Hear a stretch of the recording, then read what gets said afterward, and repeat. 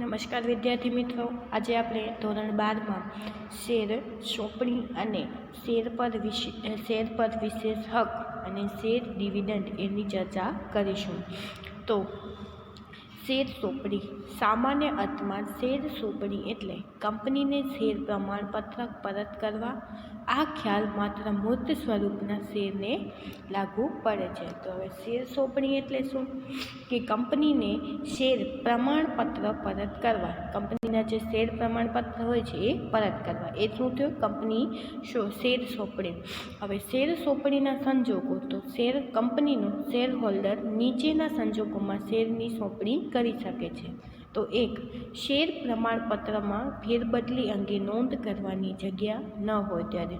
ક્યારે તે સોંપણી કરે? કે જ્યારે શેર પ્રમાણપત્ર છે એમાં ફેરબદલી અંગેની નોંધ કરવાની જગ્યા ન હોય ત્યારે. પછી બે, શેર પ્રમાણપત્ર ફાટી જાય ત્યારે એ શેરની સોંપણી કરે છે. ત્રીજું, શેર પ્રમાણપત્ર વાંચી ન શકાય તેમ હોય ત્યારે. ચોથું, શેરનું એકત્રીકરણ કરવાનું હોય. શું કહે છે? કે શેરનું એકત્રીકરણ કરવાનું હોય. પછી શેરનું વિભાગીકરણ કરવાનું હોય. તો આ જે 5 છે એ સંજોગો હોય છે ત્યારે 5 સંજોગોને કારણે તે છે એ શેરની સોંપણી કરતા હોય છે. તો કયા કયા 5 સંજોગો છે?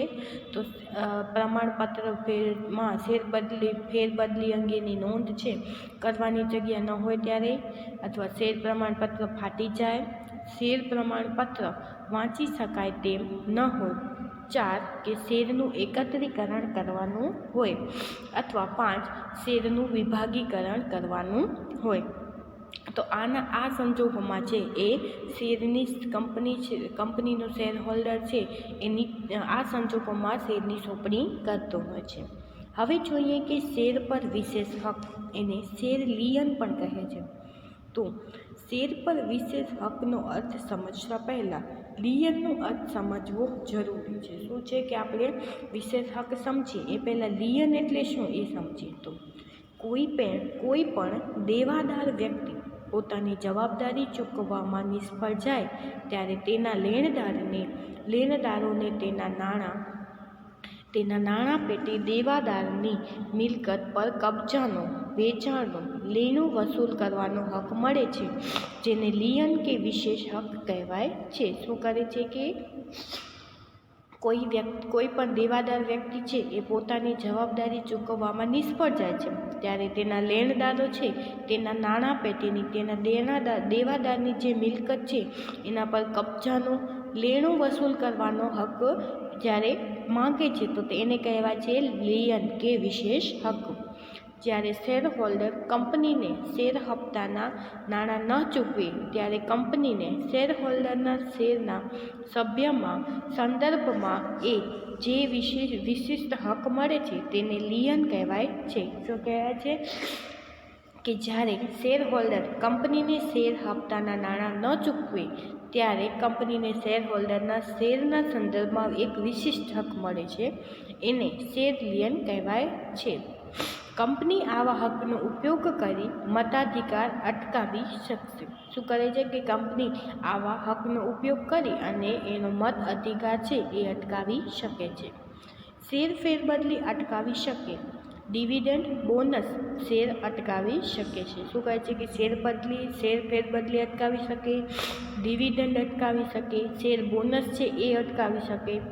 શેર હોલ્ડર શેર પર આપવા જોગ નાણાં ન ચૂકવે તેના સંબંધમાં કંપની શેર પર વિશેષ હક એટલે કે લિયન ધરાવે છે. શેર હોલ્ડર છે એ શેર પર આપવા જોગ નાણાં નથી ચૂકવતી તેના સંદર્ભમાં કંપની શેર પર વિશેષ હક એટલે કે લિયન ધરાવે છે. આ શું થયું કે શેર પર વિશેષ હક. હવે આપણે જોઈએ ડિવિડન્ડ, શેર ડિવિડન્ડ.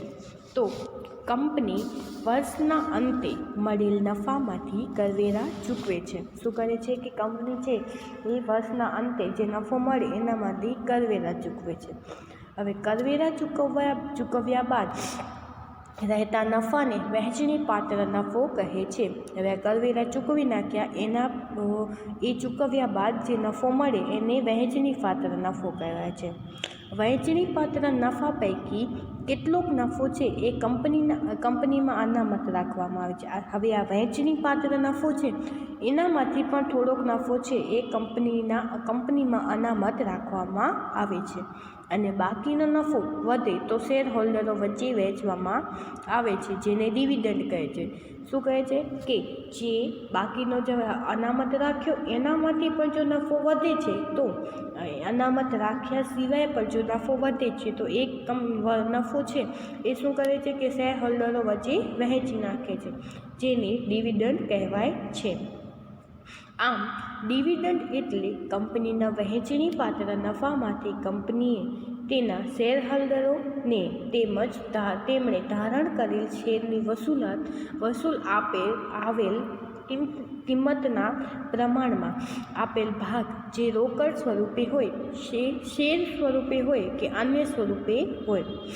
આ ભારતમાં કંપનીના કાયદા મુજબ કંપની ફક્ત રોકડ સ્વરૂપે જ ડિવિડન્ડ વહેંચી શકે છે. શું કહે છે કે હવે ડિવિડન્ડ છે એ ભારતમાં કંપનીનો જે કાયદો છે એના અનુસાર કંપની ફક્ત રોકડમાં જ આ ડિવિડન્ડ વહેંચી શકે છે. હવે ડિવિડન્ડ છે એના બે પ્રકાર છે, વચગાળાનું ડિવિડન્ડ અને આખર ડિવિડન્ડ કે વાર્ષિક ડિવિડન્ડ. હવે વચગાળાનું ડિવિડન્ડ છે એ સામાન્ય રીતે અર્ધવાર્ષિક રીતે આપવામાં આવે છે, જ્યારે વાર્ષિક ડિવિડન્ડ વર્ષના અંતે વહેંચણીપાત્ર નફામાંથી ચૂકવવામાં આવે છે.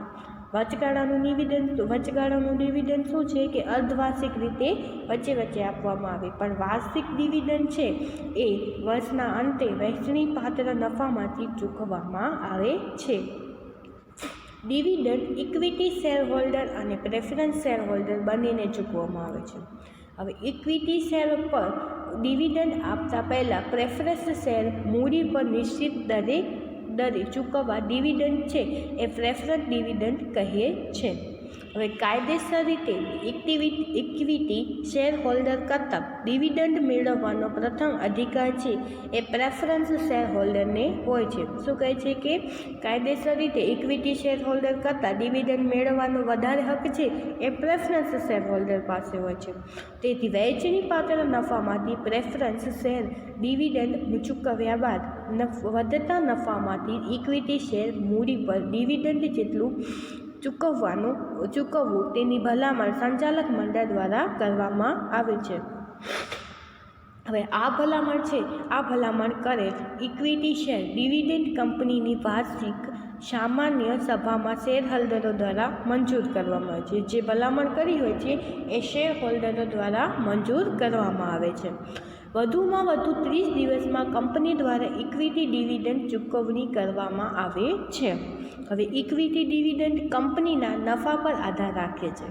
કંપની માટે નાણાંની જરૂરિયાત ધ્યાનમાં લઈ સંચાલક મંડળ ડિવિડન્ડનો દર નક્કી કરે છે. આમ ઇક્વિટી ડિવિડન્ડ જાહેર કરવું અને વહેંચવું કાયદેસર રીતે ફરજિયાત નથી, તેમજ તેનો દર પણ દર વર્ષે બદલાઈ શકે છે. શું કહે છે કે એનો દર છે એ સંચાલક મંડળ દ્વારા નક્કી કરવામાં આવે છે. માટે ઇક્વિટી ડિવિડન્ડ છે એ જાહેર કરવું અને વહેંચવું એ કાયદેસર રીતે ફરજિયાત નથી, તેનો દર છે અને તેમજ તેનો દર છે એ દર વર્ષે બદલાઈ શકે છે. તો આ આપણે જોયું કે ડિવિડન્ડ. તો વિદ્યાર્થી મિત્રો, આમ આપણો પાઠ છે શેર બહાર પાડવા એ અહીં પૂર્ણ થાય છે. હવે સ્વાધ્યાયમાં તમારે પ્રશ્ન 4 છે જે નીચેના પ્રશ્નોના મુદ્દાસર જવાબ આપો. એમાં પ્રશ્ન 6 શેર હપ્તીની કાર્યવાહી જણાવો એ લખવાનો છે. પછી પ્રશ્ન 5 નીચેના પ્રશ્નોના વિસ્તારપૂર્વક જવાબ આપો. એમાં તમારે પ્રશ્ન 2 અનિયમિત શેર વહેંચણી અને ગેરકાયદેસર શેર વહેંચણી વચ્ચેનો તફાવત સમજાવો એ પ્રશ્ન, અને પ્રશ્ન 5 ટૂંક નોંધ લખો ડિવિડન્ડ. આ જે 3 પ્રશ્નો છે એ તમને તમારી પાકી બુકમાં લખવાના રહેશે. Thank you.